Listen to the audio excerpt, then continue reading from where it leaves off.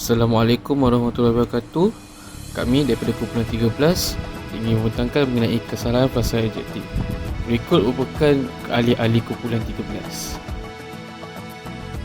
Kita mulakan dengan pengenalan frasa adjektif. Frasa adjektif ialah susunan perkataan yang terdiri daripada satu perkataan atau beberapa perkataan yang mengandungi frasa adjektif atau kata sifat sebagai intinya. Inti ini boleh terdiri daripada satu perkataan atau dua perkataan.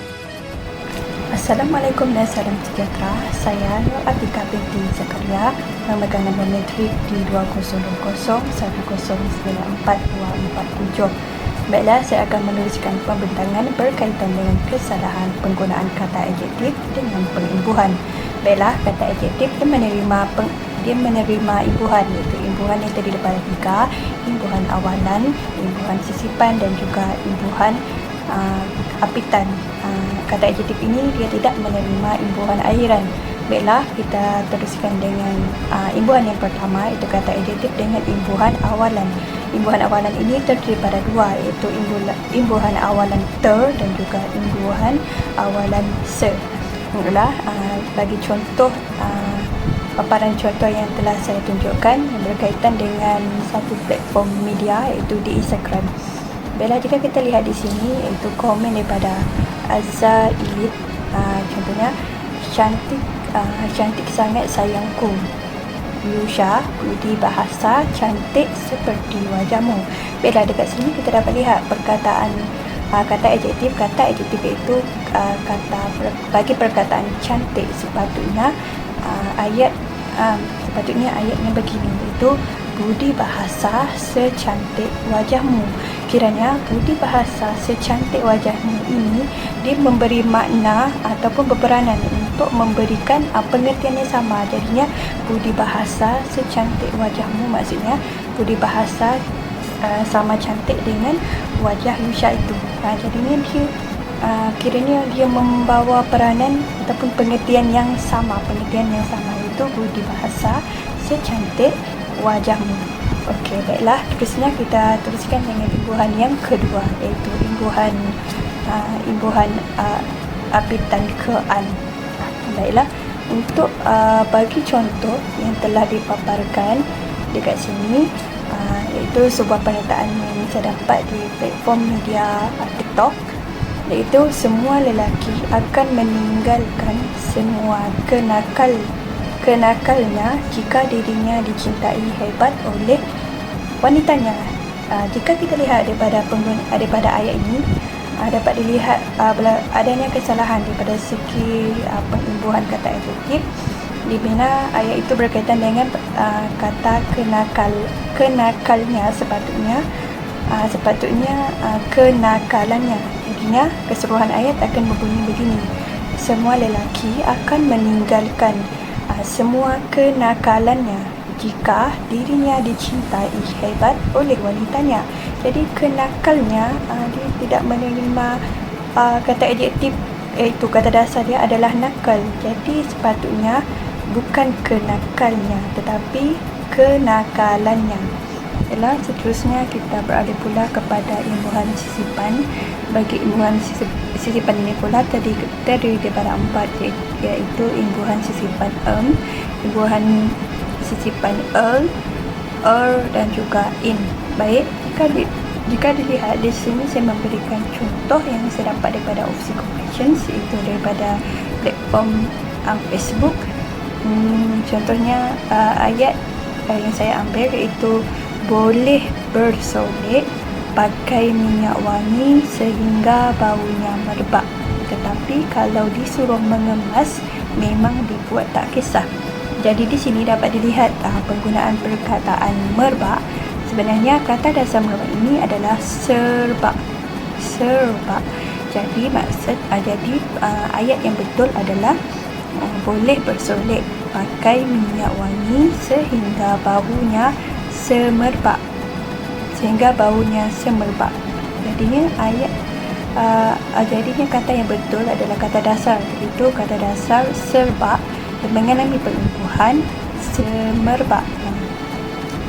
Jadinya perkataan itu dia mengalami proses perimbuhan sisipan iaitu serbak kepada semerbak. Jadi adanya imbuhan di tengah-tengah kata itu, jadinya serbak kepada semerbak. Seterusnya, saya Nurdiana binti Muhammad Aini, pemegang nombor kad matrik di 2020-109-4242 akan menerangkan berkenaan kesalahan penggunaan kata adjektif dengan kata penguat.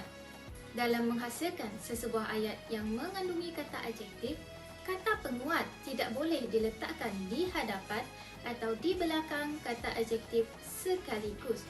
Contoh kata penguat ialah seperti terlalu, paling, agak, sekali, benar, betul, nian, sungguh, amat dan sangat. Berdasarkan contoh yang diberikan, penulis telah melakukan kesalahan di mana beliau telah meletakkan kata penguat di hadapan dan di belakang kata adjektif sekaligus.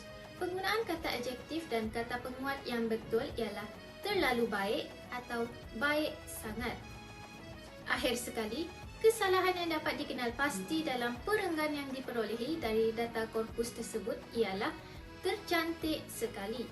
Apabila kata adjektif berawalan ter digunakan sebagai penerang, kata penguat tidak lagi diperlukan. Penggunaan kata adjektif dengan kata penguat yang betul ialah cantik sekali atau tercantik. Seterusnya, saya Muhammad Ali Aiman akan menerangkan mengenai kesalahan penggunaan kata adjektif dengan frasa segi nama.